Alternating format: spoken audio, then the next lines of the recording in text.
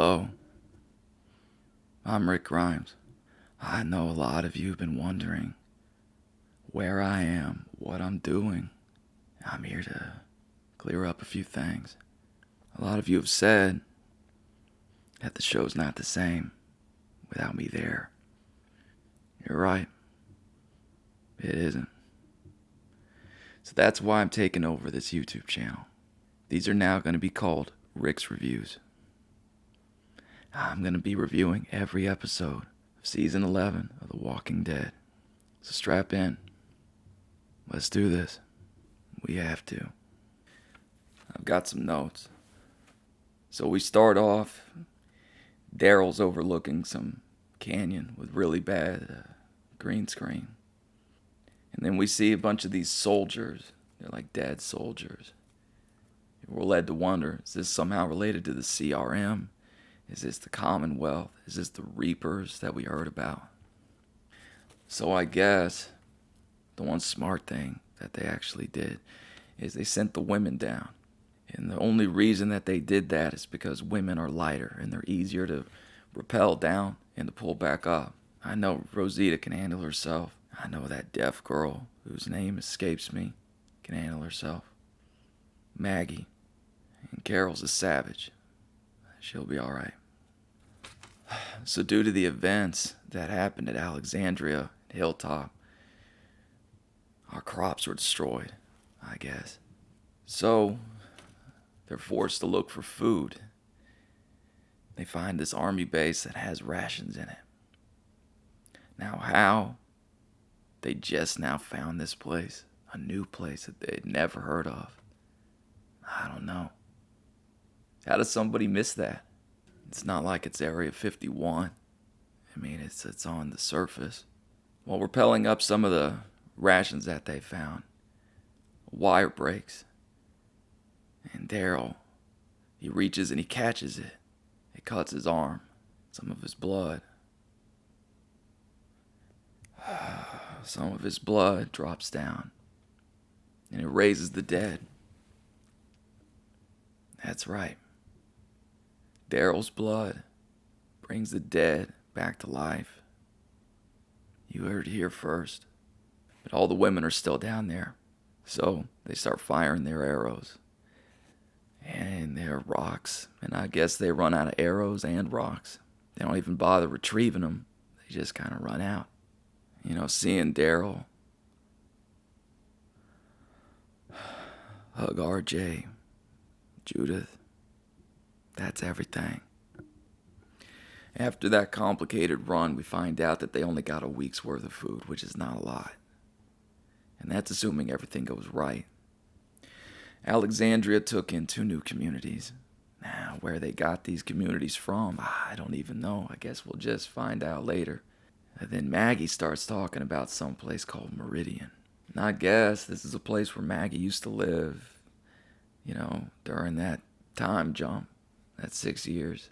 I don't know why we didn't hear about it until now, but then she talks about the Reapers, which I've just got to say, if I could have a little aside for a second, that's a really stupid name.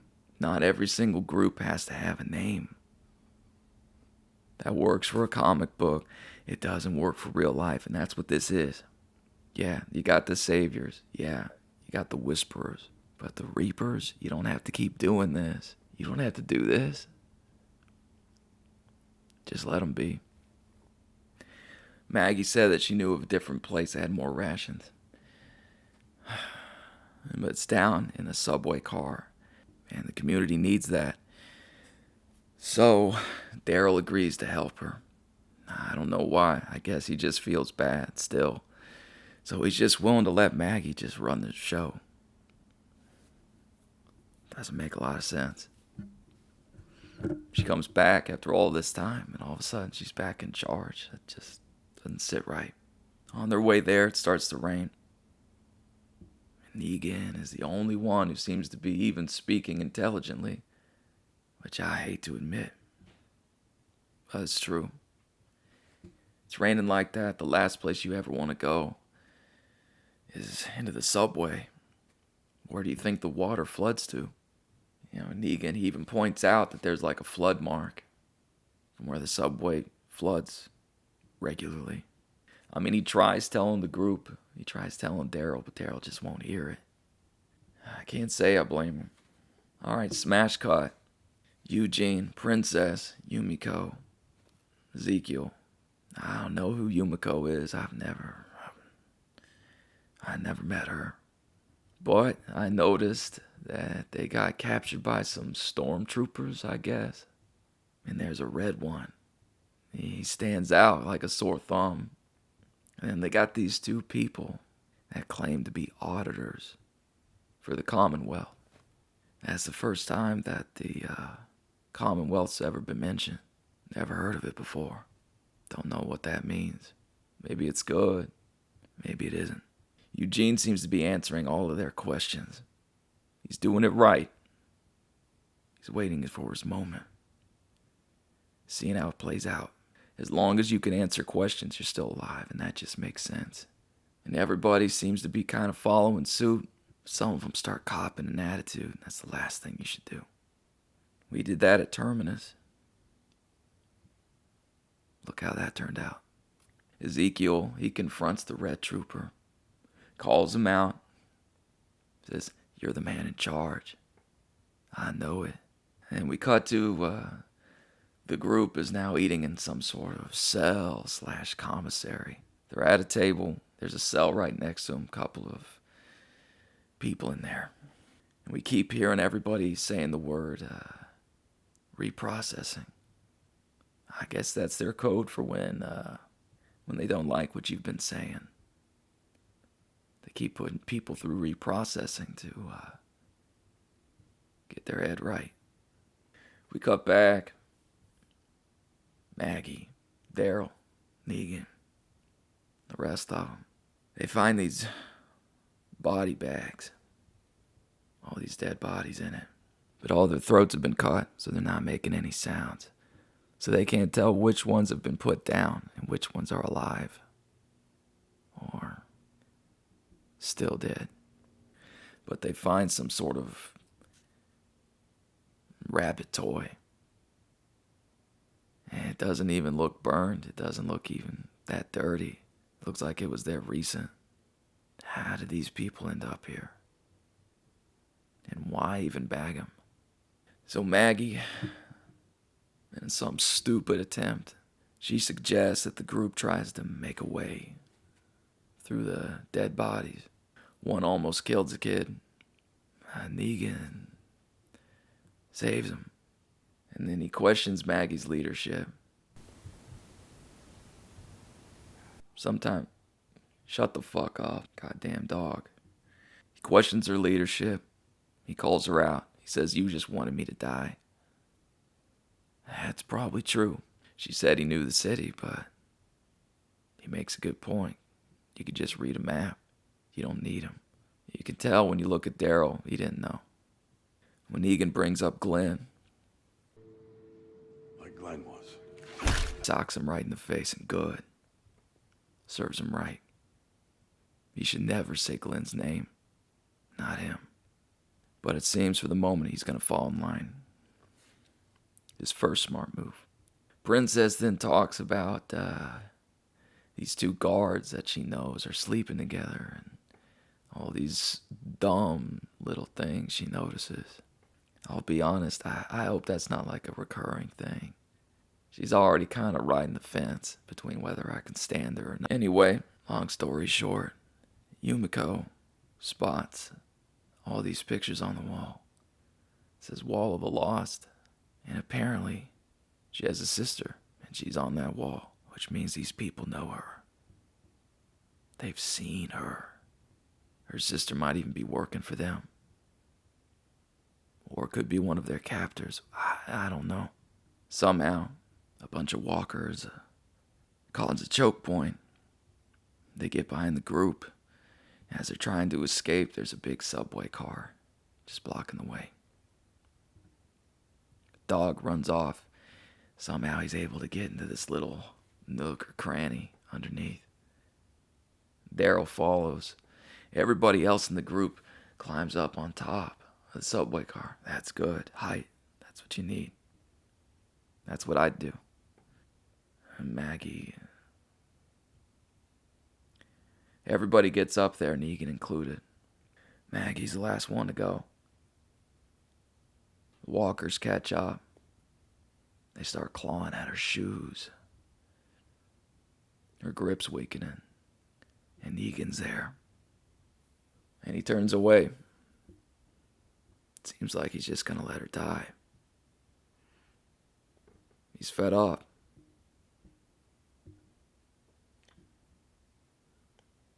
Sometimes you can't fix stupid.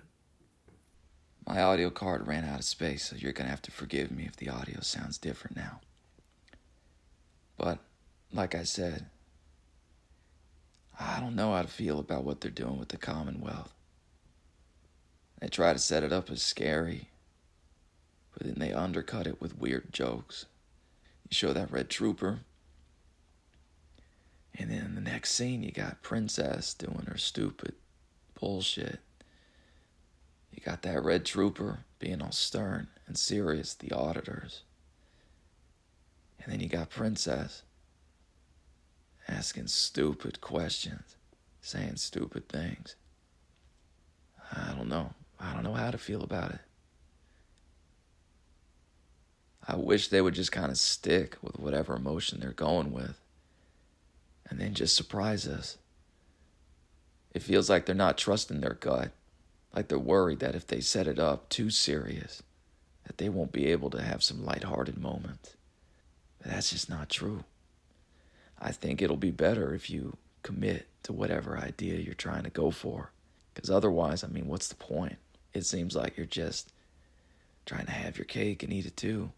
If you want people to be surprised, then you got to stick with it. You can't go from serious to telling jokes in the span of 30 seconds. It just throws the tone off. It's not right. It's not good storytelling. Oddly enough, the best characters on this show right now are Daryl and Negan. We'll see about the dynamic. Everybody asks me, what do you think's going to happen to Maggie? You think she's done for?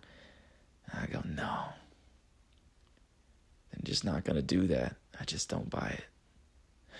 Daryl's probably going to come back, save her last minute. Or she's going to crawl underneath. It's going to be like Glenn in the dumpster. And I hate fake outs. I hate fake outs that are leftover cliffhangers from the last episode. It's stupid. Overall, I'd give this episode probably a C+. Could be better, could be worse. I did like that they had a new location. That was good. Visual change up. It's that same old. But I still don't understand how there could be rations left over at all from any community. How would people not eat all of it? You gotta remember, people, this is like a decade into the world. How does that happen? That's like acting like 10 years into the apocalypse, we still got canned beans in the pantry. You know, we got plenty of Tylenol. It's one thing if you can still have flashlights that work because you keep finding batteries everywhere. But cars, those are done. Electronics, done. That's why we have horses. That's why they're building new buildings. That's why they're going all the way back to like medieval type technology. Blacksmithing, woodworking. Another thing I don't really understand is why are people writing shit on the walls inside of a subway that floods? And if it does flood, how is that writing still on there?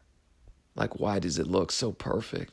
Did all the people that survive happen to be graffiti artists or something? I get it, you're trying to showcase some kind of apocalyptic version of hieroglyphics. But you don't need to do that. That's dumb. That's not what people would do. It's just, people would journal. People would write shit down. Maybe they'd even find something to take pictures with, like what Aaron did when we first got to Alexandria. But they're not going to take the time. I mean, can you imagine that? Trying to get down the subway. You're like, Terry, it's time to go. We got to get out of here. He's like, Rick, hold on. I got to finish my drawing of a skeleton. I just don't see it. I don't see it happening. I'd never allow that. I mean, remember how this whole place is filled with dead bodies? Walkers, bodies in body bags, slit throats, dead soldiers. But somebody's got the time to graffiti something on the wall. That shit doesn't make sense. I hope you enjoyed this. I hope you see this. I'm going to be making an episode like this for every episode that comes out. And I hope you watch. I do. I'm Rick Grimes, signing off for now.